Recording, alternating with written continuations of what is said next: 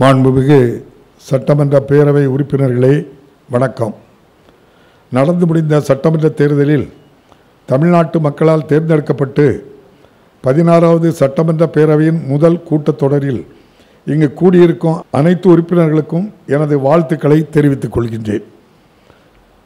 மக்களாட்சியின் கலங்கரை விளக்கமாக திகழும் இந்த மாமன்றத்தில் வீட்டிற்கும் ஒவ்வொரு சட்டமன்ற உறுப்பினரிடமும் எதிர்பார்க்கப்படும் கடமைகளை நீங்கள் ஒவ்வொருவரும் செவ்வனே நிறைவேற்றுவீர்கள் என உறுதியாக நம்புகிறேன். அண்ணல் அம்பேத்கர் அவர்கள் வகுத்த இந்திய அரசியலமைப்பு சட்டத்தின் முகப்புரையில் இறையாண்மையும் சமத்துவ சமுதாயமும் மதச்சார்பின்மையும் கொண்ட மக்களாட்சியின் மாண்பு அமையப்பெற்ற குடியரசாக இந்தியா மலர வேண்டும் என குறிப்பிடப்பட்டுள்ளது. தமிழ்நாட்டு மக்கள் எடுத்த தீர்க்கமான முடிவால் இந்த தேர்தலில் திராவிட முன்னேற்றக் கழகம் தலைமையிலான மதசார்பற்ற முற்போக்கு கூட்டணி பெற்றுள்ள மகத்தான வெற்றி இந்த நோக்கத்திற்கு எடுத்துக்காட்டு. சமூக நீதி, ஆண் பெண் சமத்துவம், அனைவருக்குமான பொருளாதார நீதி, இடஒதுக்கீடு மூலம் அனைவருக்கும் வாய்ப்பு, கல்வி மற்றும் சமூக சீர்திருத்தத்தின் மூலம் முன்னேற்றம் ஆகிய திராவிட இயக்கத்தின் கொள்கைகளை இந்த அரசு தன் அடித்தளமாக கொண்டுள்ளது.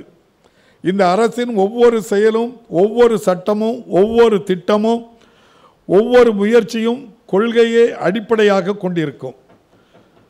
தமக்கு வாக்களித்தோர் என்றும் வாக்களிக்காதோர் என்றும் எந்த பாரபட்சமும் இன்றி தமிழ்நாட்டு மக்கள் அனைவருக்குமான அரசாக இந்த அரசு எப்போதும் செயல்படும். அனைவரையும் ஒருங்கிணைத்து செல்லும் இந்த அரசின் நெறிமுறைக்கு ஏற்ப தொடர்புடையோர் அனைவரையும், அனைத்து தரப்பு மக்களையும், சட்டமன்ற பேரவையில் உள்ள அரசியல் கட்சிகளையும் கலந்து ஆலோசித்து கோவிட் பெருந்தொற்றினை எதிர்கொள்வது குறித்து இந்த அரசு திட்டமிட்டுள்ளது. திராவிட இயக்கத்தின் மகத்தான தலைவர் மாண்புமிகு முன்னாள் முதலமைச்சர் முத்தமிழறிஞர் டாக்டர் கலைஞர் கருணாநிதி அவர்கள் மறைந்து ஏறக்குறைய 3 ஆண்டுகளுக்கு பிறகு இந்த அரசு பதவியேற்றுள்ளது. இந்த மாமன்றத்தின் 60 ஆண்டுகள் அரும்பணியாற்றிய ஓர் ஒப்பற்ற தலைவராக அவர் திகழ்ந்தார். அவர் நம்முடன் இன்று இல்லை என்றாலும் அவருடைய கொள்கைகள் இந்த அரசை எப்போதும் வழிநடத்தி செல்லும். மக்களாட்சியின் மாண்பின் மீது அவர் கொண்டிருந்த அசைக்க முடியாத நம்பிக்கையை தொடர்ந்து பின்பற்றும் வகையில் ஓர் உண்மையான குடியரசின் உயிர் நாடியாக விளங்கும் நமது மக்களாட்சியின் அடித்தளத்தை வலுப்படுத்த தேவையான அனைத்து நடவடிக்கைகளையும் இந்த அரசு மேற்கொள்ளும். மாநிலங்களுக்கு சுயாட்சி என்ற தனது தலையாய இலக்கினை எட்டவும், அரசியலமைப்பு சட்டத்தின் வழிமுறைகளை பின்பற்றி உண்மையான கூட்டாட்சி தத்துவத்தை நிலைநிறுத்தவும் இந்த அரசு உறுதியாக உள்ளது. வலுவான மாநில அரசுகள் மூலமாகவே ஒரு வலிமையான ஒன்றிய அரசை உருவாக்கிட முடியும். இந்த அரசு மாநிலங்களின் உரிமைகளை பாதுகாப்பதில் உறுதியாக நிற்பதுடன் மாநில அரசுகளின் உரிமைகள் மீறப்பட்டால் அரசியலமைப்பின் துணையோடு அதை கடுமையாக எதிர்க்கும். அதே நேரத்தில் உறவுக்கு கை கொடுப்போம், உரிமைக்கு குரல் கொடுப்போம் என்ற கொள்கைக்கு ஏற்ப நாட்டை வளர்ச்சி பாதையில் இட்டு செல்லும் கூட்டு முயற்சியாளர்களாக ஒன்றிய அரசுடன் தொடர்ந்து நல்லுறவை பேணும். இந்த அரசு பதவியேற்ற பின் மாண்புமிகு முதலமைச்சர் திரு மு.க. ஸ்டாலின் அவர்கள் புதுடெல்லி சென்று கொரோனா தடுப்பு நடவடிக்கைகளுக்கு தமிழக அரசுக்கு தேவைப்படும் உதவிகள் தமிழ்நாடு அரசின் கொள்கை கோட்பாடுகளின் அடிப்படையில் ஒன்றிய அரசிடம் வலியுறுத்த வேண்டிய பிரச்சனைகள், தமிழ்நாட்டின் எதிர்கால வளர்ச்சிக்கு தேவைப்படும் முக்கிய திட்டங்கள் ஆகியவற்றை விளக்கி ஒன்றிய அரசின் உதவியை கோரும் பல்வேறு கோரிக்கைகளை மாண்புமிகு பிரதமர் அவர்களை நேரில் சந்தித்து அளித்தார்கள். இந்த கோரிக்கைகள் குறித்து ஆய்ந்து தமிழ்நாடு அரசிற்கு தேவைப்படும் உதவிகளை ஒன்றிய அரசு செய்யும் என நம்புகிறோம். இந்த அரசு பதவியேற்ற போது தமிழ்நாட்டையும் நம் நாடு முழுவதையும் பெரும் அளவில் பாதித்திருந்த கோவிட் பெருந்தொற்றின் 2ஆம் அலை மிகப்பெரிய சவாலாக அமைந்திருந்தது. வாக்குப்பதிவு முடிந்த பின்னரும் கோவிட் தடுப்பு பணிகள் தொய்ந்த நிலையில் வாக்கு எண்ணிக்கை முடிவுற்றதை அடுத்து புதிதாக தேர்ந்தெடுக்கப்பட்ட சட்டமன்ற கட்சி தலைவராக இருந்தபோது மாண்புமிகு முதலமைச்சர் அவர்கள் மற்ற எல்லா பணிகளையும் விட கோவிட் பெருந்தொற்று நோய்க்கு எதிரான பணிகளுக்கு முன்னுரிமை அளித்தார்கள். ஆக்சிஜன் வசதி கொண்ட படுக்கைகள் உள்ளிட்ட மருத்துவ கட்டமைப்பு வசதிகள் போர்க்கால அடிப்படையில் கணிசமாக உயர்த்தப்பட்டன. முன் எப்போதும் இல்லாத அளவிற்கு அதிகரித்த ஆக்சிஜன் மற்றும் உயிர்காக்கும் மருந்துகளின் தேவையையும் சிறப்பு நடவடிக்கைகள் மூலம் இந்த அரசு நிறைவு செய்துள்ளது. முதலமைச்சரின் விரிவான மருத்துவ காப்பீடு திட்டத்தின் கீழ் காப்பீடு பெறப்படும் மருத்துவ சிகிச்சைகளை விரிவுபடுத்தி ஏழை மக்கள் தனியார் மருத்துவமனைகளிலும் கருப்பு பூஞ்சை தாக்கம் உள்ளிட்ட கோவிட் நோய்க்கான அனைத்து சிகிச்சைகளையும் பெறுவதற்கு வழிவகை செய்யப்பட்டுள்ளது. தடுப்பூசி போடும் பணிகள் தீவிரப்படுத்தப்பட்டுள்ளன. தடுப்பூசி போட்டுக்கொள்ள மக்களிடையே தயக்க இருந்த சூழ்நிலையை அறவே மாறி தற்போது தமிழ்நாட்டில் தடுப்பூசி போடும் மக்களின் எண்ணிக்கை கணிசமாக உயர்ந்துள்ளது. ஆனால் ஒன்றிய அரசால் வழங்கப்படும் தடுப்பூசியின் ஒதுக்கீடு போதுமானதாக இல்லை.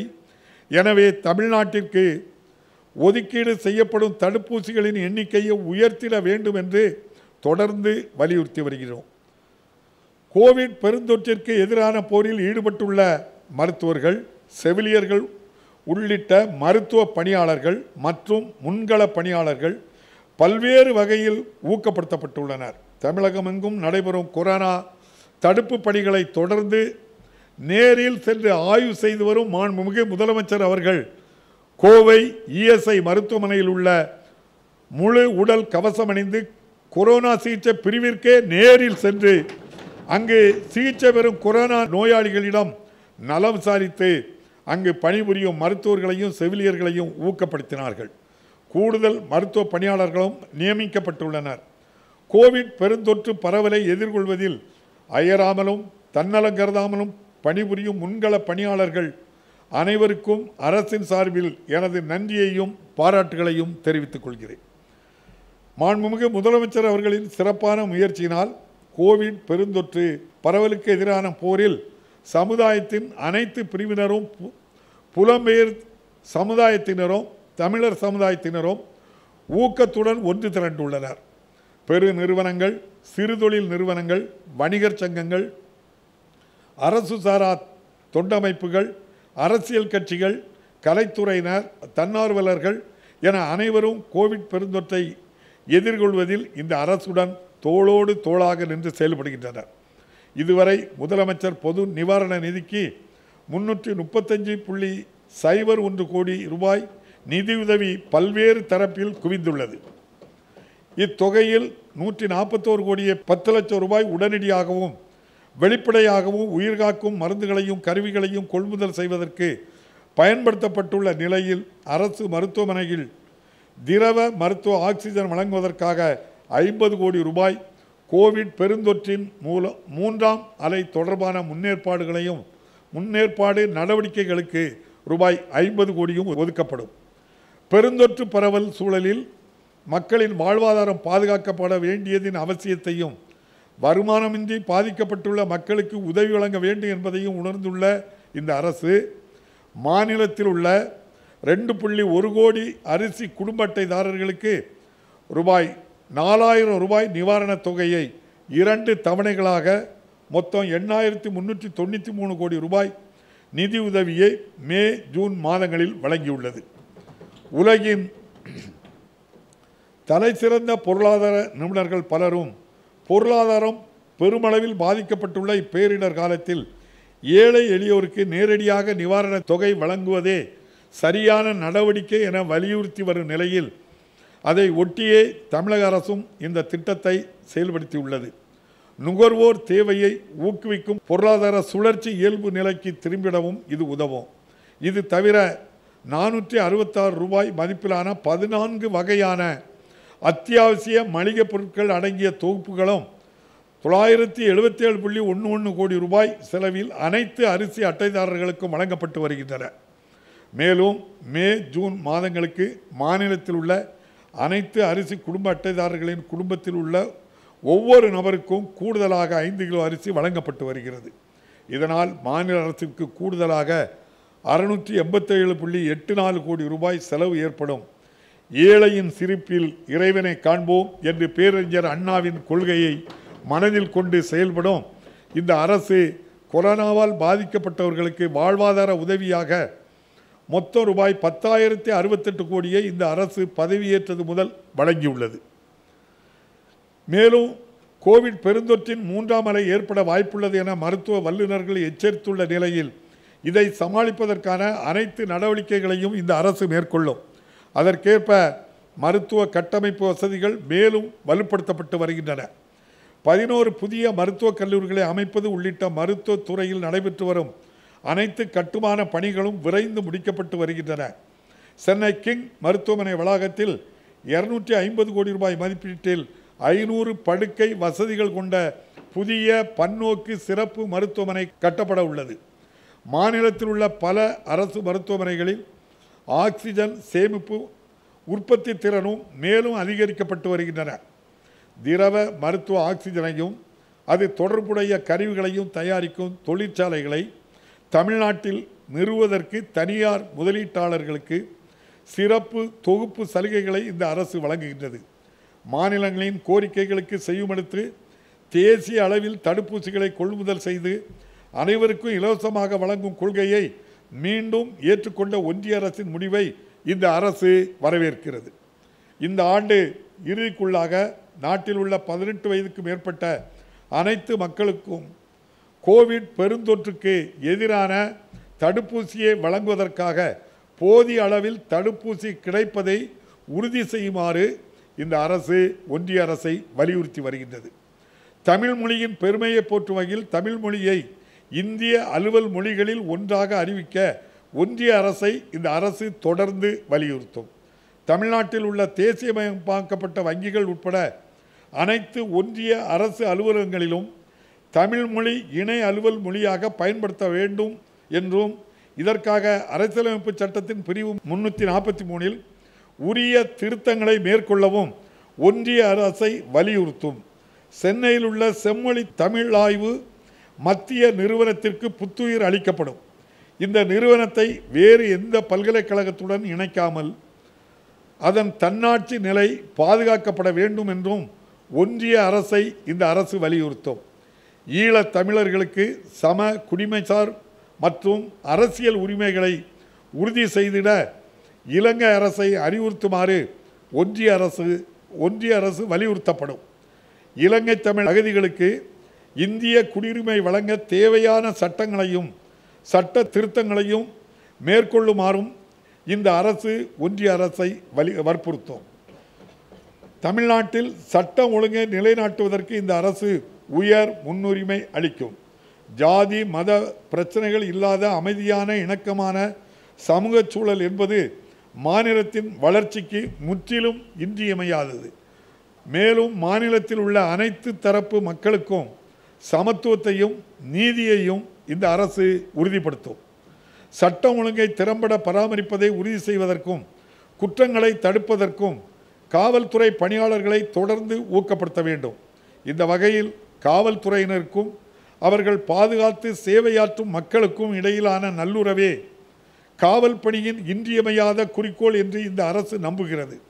இத்தகைய நல்லுறவை மேலும் வலுப்படுத்துவதற்காக காவல்துறையினருக்கு தேவையான பயிற்சி உள்ளிட்ட பல்வேறு நடவடிக்கைகள் மேற்கொள்ளப்படும். காவல்துறை பணியாளர்களின் குறை தீர்க்கும் செயல்முறைகள் வலுப்படுத்தப்படும். கருணை அடிப்படையிலான நியமனங்கள், குறிப்பாக பணிக்காலத்தில் இறந்தவர்களின் குடும்பத்தினருக்கான நியமனங்கள் விரைவுபடுத்தப்படும். அரசின் வருவாய் மற்றும் செலவினங்களை பெருமளவில் பாதிக்கக்கூடிய எண்ணற்ற அரசு வழக்குகள் பல்வேறு நிலைகளில் நிலுவையில் உள்ளன. அனைத்து வழக்குகளுக்கும் விரைவாக தீர்வு காண்பதற்கும் உரிய காலகட்டத்தில் முடிவு எட்டப்படும் வரை அரசு ஒரு தரப்பாக உள்ள வழக்குகளை முனைப்புடன் கண்காணிப்பதற்கும் புதிய மேலாண்மை அமைப்புகளை நடைமுறைகளையும் இந்த அரசு உருவாக்கும். பரிவுள்ள ஆளுமை என்பது இந்த அரசின் முக்கிய கோட்பாடாகும்.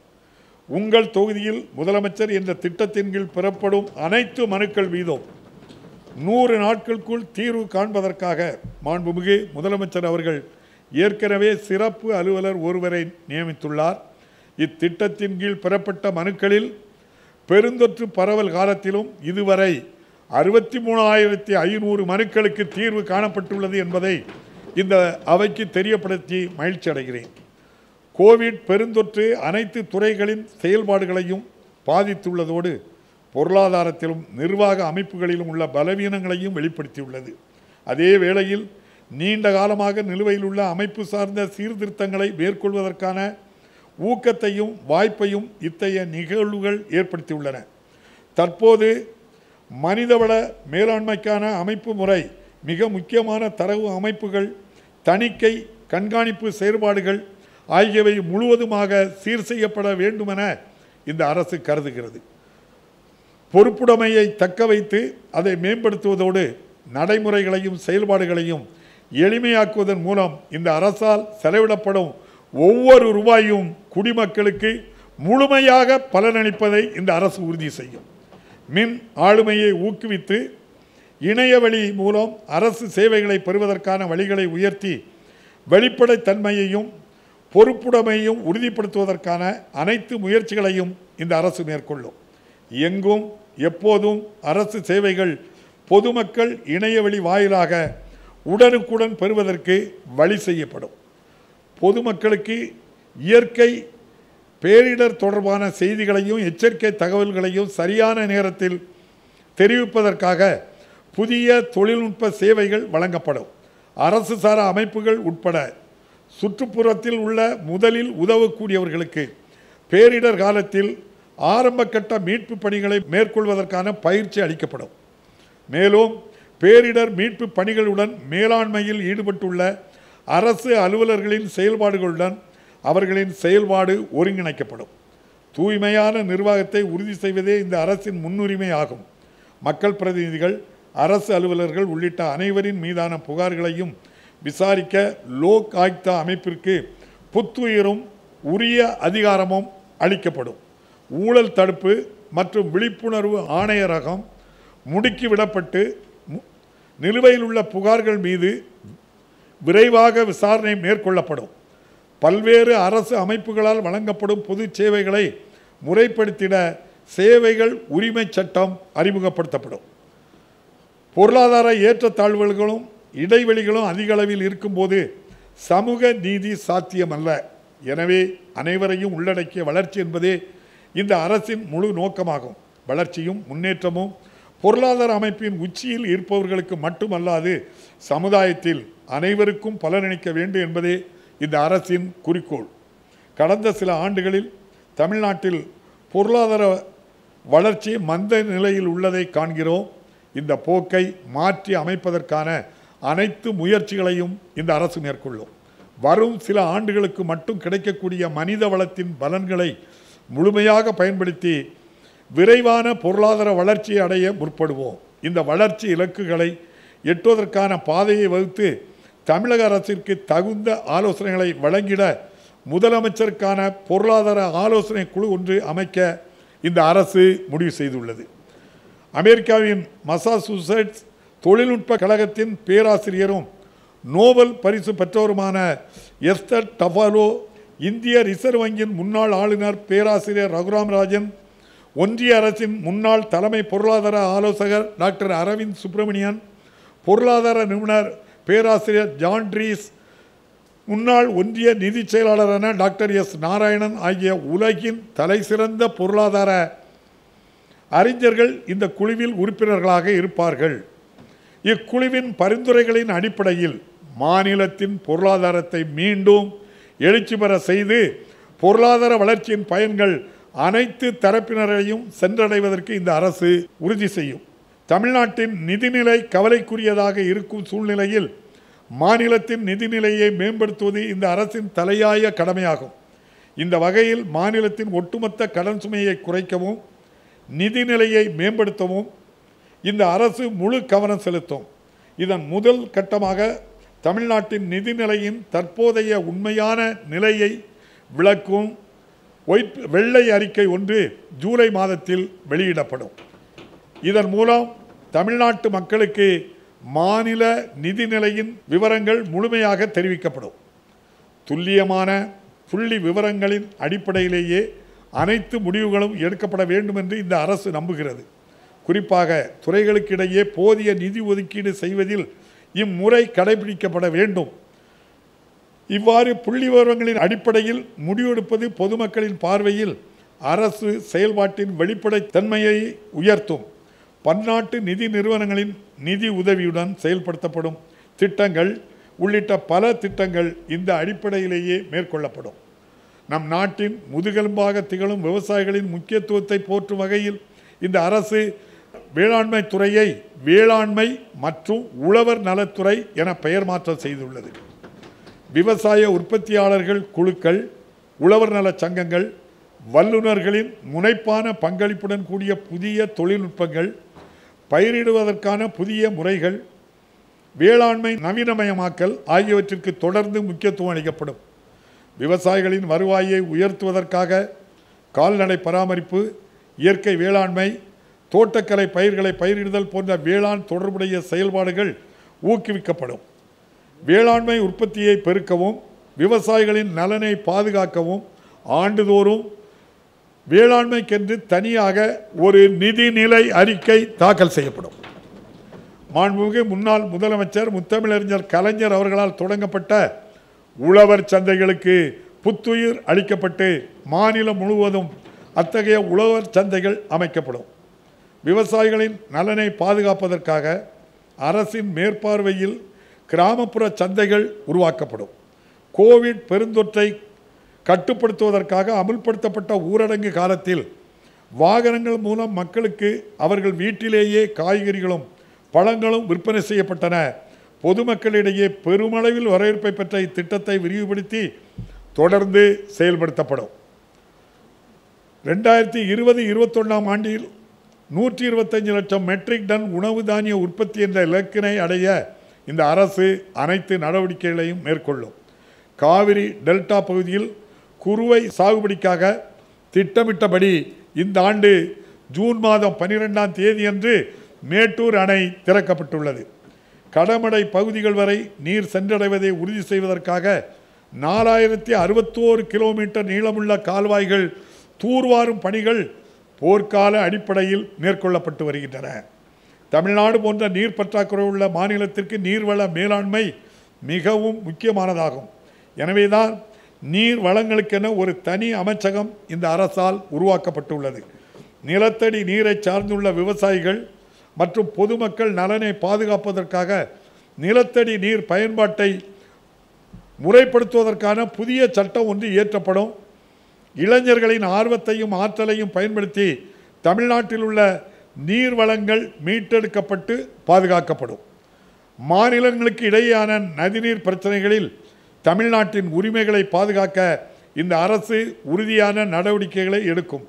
மாண்புமிகு உச்சநீதிமன்றத்தின் தீர்ப்புக்கு எதிராக கர்நாடக அரசால் திட்டமிடப்பட்டுள்ள மேகதாது திட்டத்தை நிராகரிக்க வேண்டும் என்று ஒன்றிய அரசை இந்த அரசு தொடர்ந்து வலியுறுத்தும். முல்லைப் பெரியாறு அணையின் வலுப்படுத்தும் எஞ்சியுள்ள பணிகளையும் மேற்கொள்ள தேவையான அனுமதிகளை விரைந்து வழங்குமாறு கேரள அரசையும் ஒன்றிய அரசையும் இந்த அரசு கேட்டுக்கொள்ளும். மாண்புமிகு முன்னாள் முதலமைச்சர் முத்தமிழறிஞர் கலைஞர் அவர்கள் 2009ஆம் ஆண்டு பிப்ரவரி மாதம் 9ஆம் தேதி அன்று திருச்சி கரூர் இடையே மாயனூரில் காவிரி நதியின் குறுக்கே கட்டளை கதவணை கட்டுவதற்காக அடிக்கல் நாட்டி காவேரி குண்டாறு இணைப்பு திட்டத்தை தொடங்கி வைத்தார்கள். அத்திட்டத்தை விரைவுபடுத்திட இந்த அரசு உறுதி பூண்டுள்ளது. அத்திக்கடவு அவிநாசி திட்ட பணிகளை முடித்திட இந்த அரசு உறுதியாக உள்ளது. பரம்பிக்குளம் ஆழியாறு ஒப்பந்தத்தின் கீழ் இடைமலையாறு அணை கட்டுமானத்தை கேரள அரசு நிறைவு செய்துள்ளதை அடுத்து அதன் தொடர்ச்சியாக ஆனமலையாறு அணை கட்டுவதற்காக கேரள அரசுடன் இந்த அரசு பேச்சுவார்த்தை தொடங்கும். கச்சத்தீவை மீட்க ஒன்றிய அரசுக்கு தொடர்ந்து அழுத்தம் கொடுப்பது உட்பட நமது மீனவர் சமூகத்தின் நலன்களை இந்த அரசு பாதுகாக்கும். இலங்கை கடற்படையினரால் பலமுறை தமிழக மீனவர்கள் தாக்கப்படுவது, கைது செய்யப்படுவது, உயிரிழப்பு ஏற்படுவது போன்ற நிகழ்வுகளுக்கு நிரந்தர தீர்வு காண ஒன்றிய அரசை இந்த அரசு வலியுறுத்தும். கடல்சார் மற்றும் உள்நாட்டு மீனவர்களின் அனைத்து நலன்களையும் பாதுகாப்பதற்காக மீனவர்கள் நலனிற்கான தேசிய ஆணையத்தை அமைக்குமாறு ஒன்றிய அரசிடம் இந்த அரசு கோரும். இந்த அரசு பிறப்பித்த முதல் 5 ஆணைகளில் ஒன்றாக நடுத்தர வகுப்பினருக்கு பெரும் பயனளிக்கும் வகையில் ஆவின் பாலின் சில்லறை விற்பனை விலையை லிட்டருக்கு 3 ரூபாய் குறைக்கப்பட்டுள்ளது. இதனால் ஆவின் நிறுவனத்தின் தினசரி பால் விற்பனையும் ஏறத்தாழ 1.5 லட்சம் லிட்டர் அளவுக்கு உயர்ந்துள்ளது. ஒவ்வொரு குடும்ப அட்டைதாரருக்கும் விலையில்லா அரிசி தொடர்ந்து வழங்கப்படும். குடும்ப அட்டை கோரி விண்ணப்பிக்கும் தகுதி வாய்ந்த அனைத்து நபர்களுக்கும் 15 நாட்களுக்குள் ஸ்மார்ட் கார்டு வழங்கப்படும். கடந்த 2007ஆம் ஆண்டு மாண்புமிகு முன்னாள் முதலமைச்சர் முத்தமிழறிஞர் கலைஞர் அவர்களால் தொடங்கப்பட்ட சிறப்பு பொது விநியோக திட்டத்தின் கீழ் பருப்பு, பாமாயில் மற்றும் சர்க்கரை போன்ற பொருட்களின் கொள்முதல் முறைப்படுத்தப்பட்டுள்ளது. இதனால் அரசுக்கு கணிசமான அளவில் நிதி சேமிப்பு ஏற்பட்டுள்ளது. சமூக நிலையிலும் கல்வி நிலையிலும் பின்தங்கிய மாணவர்களுக்கு நீட் தேர்வு ஏற்படுத்தியுள்ள பாதிப்புகள் குறித்து ஆராய நீதியரசர் AK ராஜன் அவர்களது தலைமையில் ஒரு குழுவை இந்த அரசு அமைத்துள்ளது. இக்குழுவின் பரிந்துரைகளை பெற்று தமிழ்நாட்டில் நீட் தேர்வால் மாணவர்கள் பாதிப்படையாமல் இருக்க தேவையான சட்டங்களை நிறைவேற்றி அத்தகைய சட்டங்களுக்கு மாண்புமிகு குடியரசுத் தலைவரின் ஒப்புதல் பெற உரிய நடவடிக்கைகளை இந்த அரசு மேற்கொள்ளும். அண்ணா நூற்றாண்டு நூலகம் புது பொலிவு பெறும் வகையில் புனரமைக்கப்படும். மாண்புமிகு முன்னாள் முதலமைச்சர் முத்தமிழறிஞர் கலைஞர் அவர்கள் பெயரில் 70 கோடி ரூபாய் செலவில் மதுரையில் சர்வதேச தரத்திலான நவீன பொது நூலகம் கட்டும் பணிகள் விரைவில் தொடங்கப்படும். அனைத்து குழந்தைகளுக்கும் கல்வி கிடைத்திட இந்த அரசு இடையறாத முயற்சிகளை மேற்கொள்ளும். அரசு பள்ளிகளில் பயிலும் அனைத்து குழந்தைகளுக்கும் தரமான கல்வியை வழங்குவதற்கு உயர் முக்கியத்துவம் அளிக்கப்படும். 2019-20ஆம் ஆண்டில் ஒன்றிய அரசின் கல்வி அமைச்சகத்தால் கொண்டு வரப்பட்ட செயல்திறன் தர குறியீட்டு PGI தரவரிசை பட்டியலில் கற்றல் வெளிப்பாடு மற்றும் தரத்தில் தமிழ்நாடு பின்தங்கிவிட்டது. எனவே இதில் அதிக கவனம் செலுத்தி முதலிடத்தை பெறுவதற்கான அனைத்து முயற்சிகளையும் இந்த அரசு மேற்கொள்ளும். குழந்தைகள் தொடர்ந்து கல்வி கற்பதை உறுதி செய்வதற்காக ஓர் இலக்குசார் திட்டம் செயல்படுத்தப்படும். பெருந்தொற்று காலத்தின் போது ஏற்பட்டுள்ள கற்றல் இழப்பை சரி செய்யும் வகையில் தகவல் தொடர்பு தொழில்நுட்பத்தை பயன்படுத்தி மாணவர்களுக்கு புத்தாக்க பயிற்சிகள் வழங்கப்படும். கோவிட் பெருந்தொற்று காலத்தின் போது மக்களின் வாழ்க்கையையும் அவர்களின் வாழ்வாதாரத்தையும் பாதுகாப்பது இந்த அரசினுடைய முதன்மையான பணியாகும். அதன்படி இயன்ற வரையில் நிலையான இயக்க நடைமுறைகளுக்கு இணங்க தொழிற்சாலைகளும் வணிக நிறுவனங்களும் செயல்பட அனுமதிக்கப்பட்டுள்ளன. அமைப்பு சாரா தொழிலாளர்கள் நல வாரியங்களின் செயல்பாடு வலுப்படுத்தப்பட்டு வாரிய உறுப்பினர்களுக்கு தேவைப்படும் காலத்தில் உதவி கிடைப்பதை இந்த அரசு உதவி செய்யும். திறன் மேம்பாட்டு பயிற்சி வாயிலாக வேலை வாய்ப்புகளையும் சுய வேலை வாய்ப்புகளையும் உயர்த்தும் நோக்கத்துடன் சிறப்பு திட்டங்கள் செயல்படுத்தப்படும். பல்வேறு அரசு துறைகளின் திறன் மேம்பாட்டு பயிற்சி திட்டங்கள் தமிழ்நாடு திறன் மேம்பாட்டுக் கழகம் மூலமாக சிறப்பாக ஒருங்கிணைக்கப்படும். கோவிட் பெருந்தொற்றால் கடுமையாக பாதிக்கப்பட்டுள்ள தொழில் நிறுவனங்களை விரைவாக மீட்டெடுக்க பல்வேறு நடவடிக்கைகளை இந்த அரசு மேற்கொண்டுள்ளது. சிறு கடன் பெற்றுள்ளவர்களுக்கு கடனை திரும்பி செலுத்துவதற்கு குறிப்பிட்ட காலத்திற்கு விலக்கு அளிப்பது குறித்து ஒன்றிய அரசு மற்றும் ரிசர்வ் வங்கியின் கவனத்திற்கு மாண்புமிகு முதலமைச்சர் அவர்கள் எடுத்து சென்றுள்ளார்கள். இந்த தொற்றில் காலத்தின் போது குறு சிறு மற்றும் நடுத்தர தொழில் நிறுவனங்களுக்கு நிவாரணங்களை மிக விரைவாக அரசு வழங்கியுள்ளது. மேலும் மாநில அரசிடமிருந்து பெறப்படும் மூலதனம் மற்றும் வட்டி மானியங்களை விடுவிக்கும் நடைமுறைகளை விரைவுபடுத்தியதன் மூலம் கூடுதல் நிதி அளிக்கப்பட்டுள்ளது. தமிழ்நாடு சிறுதொழில் வளர்ச்சி கழகத்திற்கு நிலுவைத் தொகை செலுத்துவதற்கான கால அளவும் 15 சட்ட ரீதியான உரிமங்களை புதுப்பிப்பதற்கான கால அளவும் நீட்டிக்கப்பட்டுள்ளன. நிதி நிறுவனங்களிலிருந்து கடன் பெறும்போது சொத்து ஆவணங்களை அடமானம் வைக்கும் பத்திரப்பதிவின் மீதான முத்திரை தீர்வையை செலுத்துவதிலிருந்து அளிக்கப்படும் விலக்கை இந்த ஆண்டு டிசம்பர் மாதம் வரை வரையில் அரசு நீடித்துள்ளது. தொழில் நிறுவனங்களின் பணியாளர்களால் செலுத்தப்பட வேண்டிய தொழில் வரியை செலுத்துவதற்கான கால அளவும் 3 மாதத்திற்கு நீட்டிக்கப்பட்டுள்ளது. தொழில்துறையில் தொழில் மேம்பாட்டினை உறுதிப்படுத்துவதும் மாநிலத்தின் அனைத்து பகுதிகளிலும் அனைத்து துறைகளிலும் பன்முக தொழில் வளர்ச்சியை உறுதி செய்வதும் தமிழ்நாட்டின் தொழில் கொள்கையின் நோக்கங்களாகும். சிறு குறு மற்றும் நடுத்தர தொழில்கள் நிறுவனங்களை மீட்டெடுப்பதற்கான திட்டங்களை வகுப்பதற்காக தொழிலதிபர்கள், வங்கியாளர்கள், நிதித்துறை வல்லுநர்கள், அரசு அலுவலர்கள் ஆகியோர் அடங்கிய நிபுணர் குழு அமைக்கப்படும். தென் மாவட்டங்களின் தொழில் வளர்ச்சிக்கு தேவையான திட்டங்களை வகுக்க நீதியரசர் ரத்னவேல் பாண்டியன் அவர்களுக்கு தலைமையில் குழு அமைத்து அதன் பரிந்துரையின்படி மாண்புமிகு முன்னாள் முதலமைச்சர் முத்தமிழறிஞர் கலைஞர் அவர்கள் எடுத்த நடவடிக்கைகள் போன்றே சென்னை கன்னியாகுமரி தொழில் பெருவழியிலும் காரிடார், சென்னை பெங்களூரு தொழில் பெருவழியிலும் அமைந்துள்ள தொழில் வளர்ச்சி குறைவாக உள்ள வட மாவட்டங்களில் அதிக வேலைவாய்ப்புகளை ஏற்படுத்தக்கூடிய தொழில் நிறுவனங்களை தொடங்குவதற்கான அனைத்து நடவடிக்கைகளையும் இந்த அரசு எடுக்கும். மாநிலத்தில் உள்ள அனைத்து மின் நுகர்வோருக்கும் தடையின்றி மின்சாரம் வழங்குவதை உறுதி செய்வது இந்த அரசின் முக்கிய நோக்கமாகும். கடந்த சில ஆண்டுகளில் இருந்த தவறான நிர்வாகத்தால் தமிழ்நாடு மின் உற்பத்தி மற்றும் பகிர்மான கழகமும் தமிழ்நாடு மின் தொடரமைப்பு கழகமும் கடுமையான நிதி நெருக்கடியை எதிர்கொண்டுள்ளன. இவ்விரு கழகங்களின் நிதிநிலை மற்றும் நிர்வாக கட்டமைப்பு குறித்து விரிவான ஆய்வு மேற்கொள்ளப்படும். நீண்ட காலமாக நிலுவையில் உள்ள மின் உற்பத்தி திட்டங்களை விரைவாக நிறைவேற்றுவதன் மூலம் பழைய செயல்திறன் குறைந்த காற்றாலைகளை புனரமைத்து புதுப்பிக்கத்தக்க ஆற்றல் உற்பத்தியை ஊக்குவிப்பதன் மூலமும் மின் உற்பத்தி திறன் உயர்த்தப்படும்.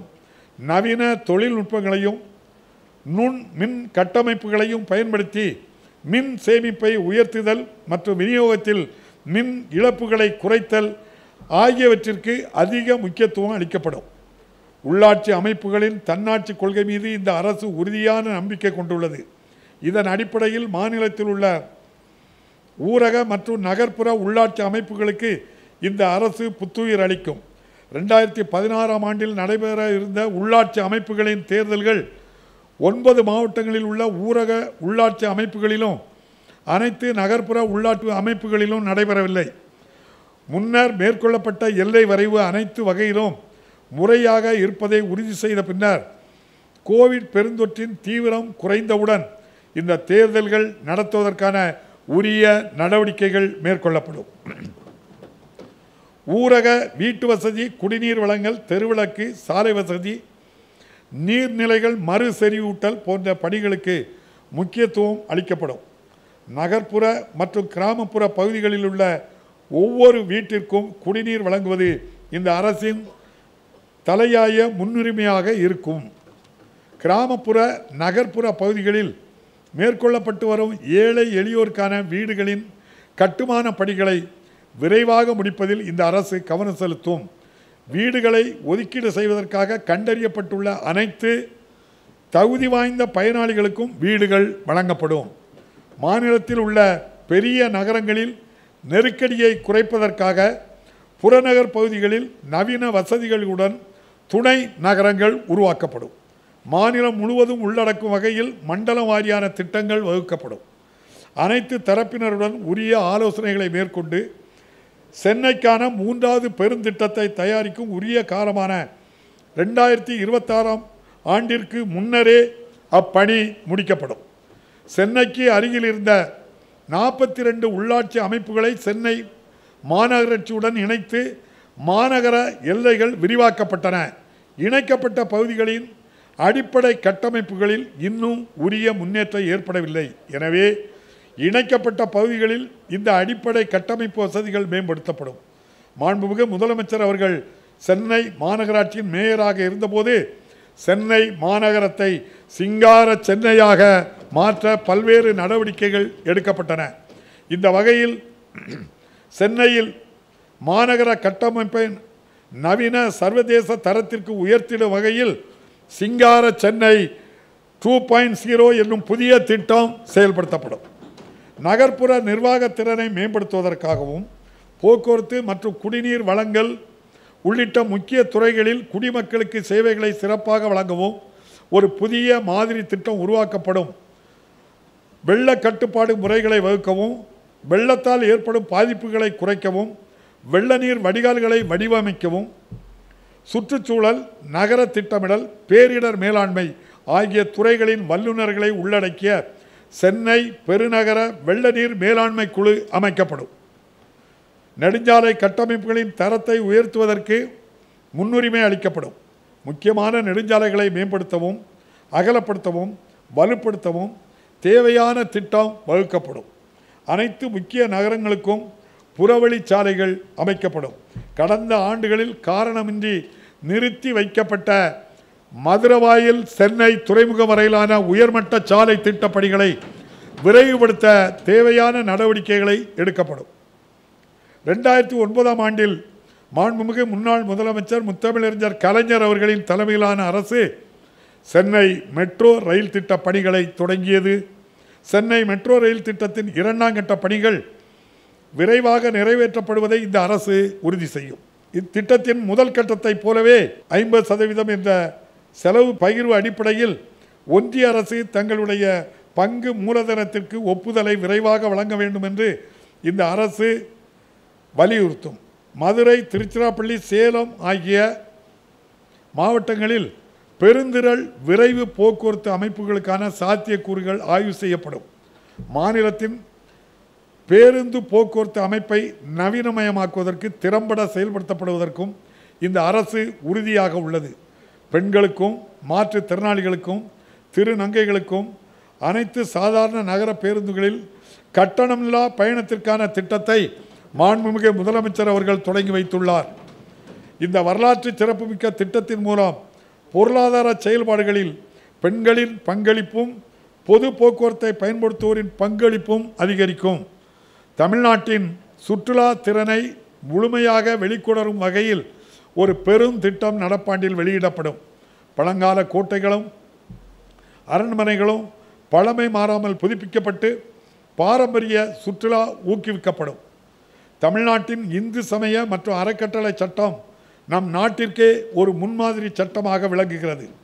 கோயில்களின் நிர்வாகத்தில் வெளிப்படைத்தன்மையும் பொறுப்புடைமையும் முன்னிறுத்த இந்த அரசு உறுதி பூண்டுள்ளது. கோயில்களின் நிதி, நிலங்கள் மற்றும் சொத்துக்கள் பாதுகாக்கப்படும். அனைத்து முக்கிய இந்து கோயில்களிலும் பக்தர்களுக்கான வசதிகளை மேம்படுத்துவதற்கும் கோயில்களின் பராமரிப்பை செம்மைப்படுத்துவதற்கும் பிற ஆலோசனைகளை வழங்குவதற்கும் மாநில அளவிலான ஓர் உயர்மட்ட ஆலோசனை குழு மீண்டும் அமைக்கப்படும்.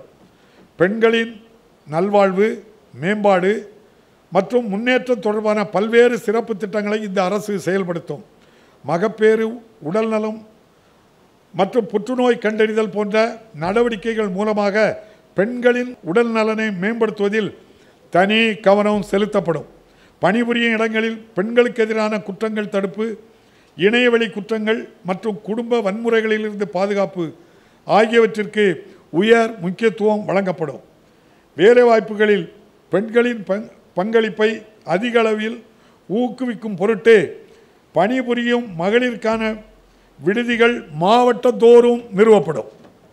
தமிழ்நாட்டின் மகளிர் சுய உதவி குழுக்களுக்கு பயன் தரக்கூடிய நிதி சேவைகளை ஒருங்கிணைப்பதின் மூலம் மகளிர் சுய உதவி குழு இயக்கத்திற்கு புத்துயிர் அளிக்கப்படும்.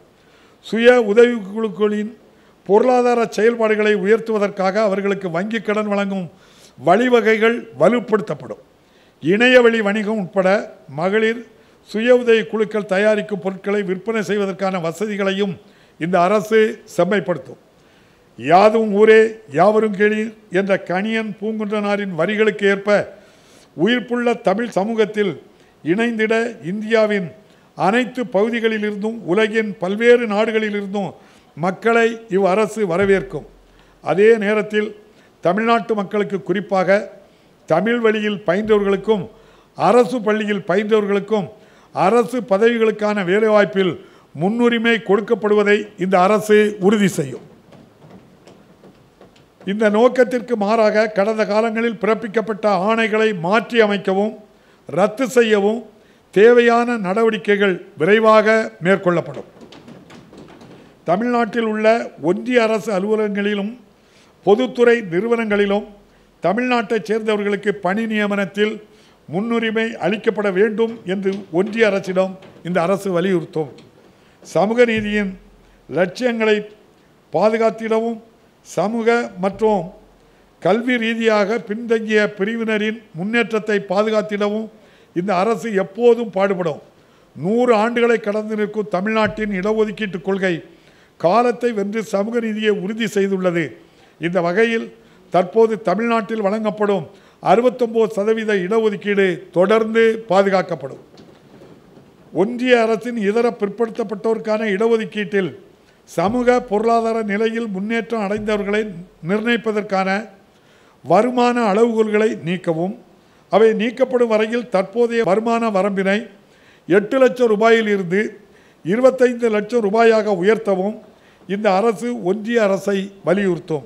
வெவ்வேறு சமூகங்களின் பின்தங்கிய நிலையை நிர்ணயிப்பதில் மாநில அரசின் அதிகாரம் எவ்வகையிலும் பாதிக்கப்படாமல் இருப்பதையும் இந்த அரசு உறுதி செய்யும்.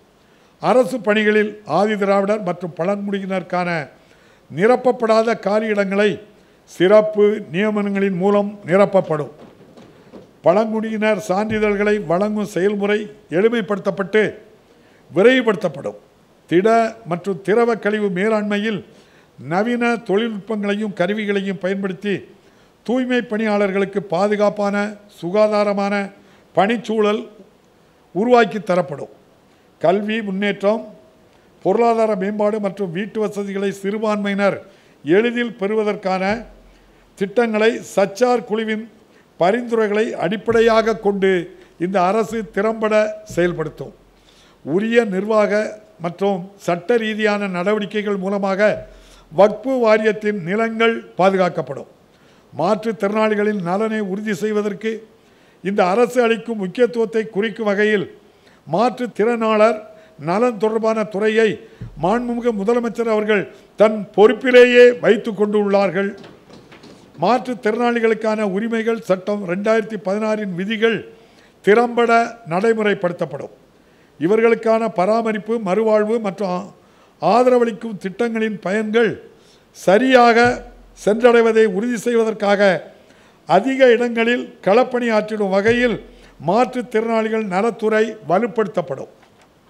2008ஆம் ஆண்டில் மாண்புமிகு முன்னாள் முதலமைச்சர் முத்தமிழறிஞர் கலைஞர் அவர்கள் 3ஆம் பாலினத்தவருக்கு திருநங்கைகள் என முதலில் பெயரிட்டார்கள். திருநங்கைகளுக்கு நலவாரியத்தை அமைத்து அதன் மூலம் நலத்திட்டங்களை செயல்படுத்தினார்கள். திருநங்கைகளின் வாழ்க்கையையும் வாழ்வாதாரத்தையும் மேம்படுத்த வேலைவாய்ப்பு பெறுவதற்கும் தொழில் தொடங்குவதற்கு ஏற்ற வகையில் திறன் பயிற்சி அளிக்கப்படும். விளையாட்டுப் போட்டிகளில் பங்கேற்பது தனிநபர் மற்றும் சமூகத்தின் உடல் மற்றும் மனநிலைகளை மேம்படுத்துகிறது. ஒலிம்பிக் போட்டிகள் மற்றும் சர்வதேச போட்டிகளில் அதிக பதக்கங்களை வெல்வதற்கு தேவையான உயர்மட்ட செயல்திறன் பயிற்சி, ஊக்கத்தொகை, போட்டிகளில் பங்கேற்பதற்கான பயண செலவுகள் ஆகியவை நமது மாநிலத்தைச் சேர்ந்த விளையாட்டு வீரர்களுக்கு வழங்கப்படும். அரசு துறைகளில் விளையாட்டு வீரர்களுக்கான ஒதுக்கீட்டின் கீழ் விளையாட்டு வீரர்களின் பணி நியமனம் திறம்பட செயல்படுத்தப்படும்.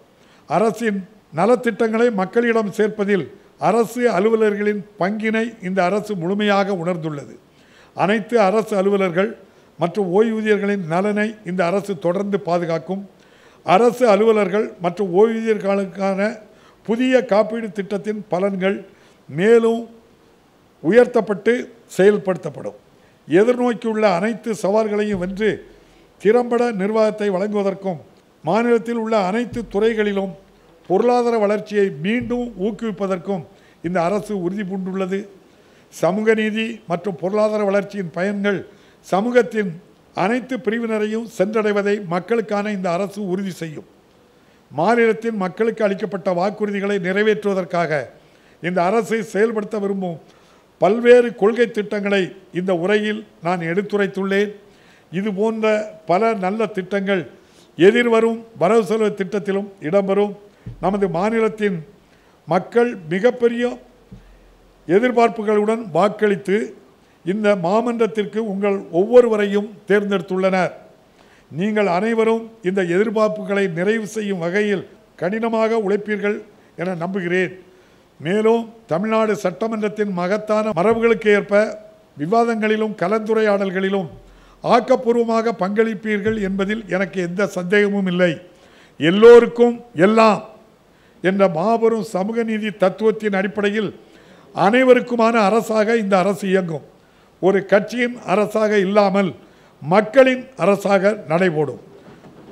அனைத்து மக்களும் சேர்ந்து எமது அரசு என்று பெருமையோடு நெஞ்சு நிறைந்து சொல்லும் வகையில் இந்த அரசு தனது பயணத்தை தொடங்கும். தந்தை பெரியார் காண விரும்பிய சுயமரியாதை சமூகமாகவும் உரிமை பெற்ற மக்களாகவும் எல்லா வளமும் கொண்ட மாநிலமாகவும் தமிழ்நாட்டை மாற்றுவதற்கு இந்த அரசு உறுதியேற்றுள்ளது. திராவிட சித்தாந்தத்தின் ஒப்பற்ற தலைவர், நவீன தமிழ் சமுதாயத்தை செதுக்கிய சிற்பி முத்தமிழறிஞர் கலைஞர் அவர்கள் வகுத்தளித்த பாதையில் தொடர்ந்து பீடு நடை போட்டு இந்தியாவின் அனைத்து மாநிலங்களும் தலை நிமிர்ந்து நோக்கும் வகையில் தமிழ்நாட்டை உயர்த்தி காட்டுவோம். இந்தியாவின் ஈடு இணையற்ற மாநிலம் இன்ப தமிழ்நாடுதான் என்பதை நிரூபித்து காட்டுவோம். அதற்கு உங்கள் ஒவ்வொருவரின் ஒத்துழைப்பையும் வேண்டி விரும்பி கேட்டுக்கொண்டு இந்த உரையை நிறைவு செய்கிறேன். நன்றி, வணக்கம்.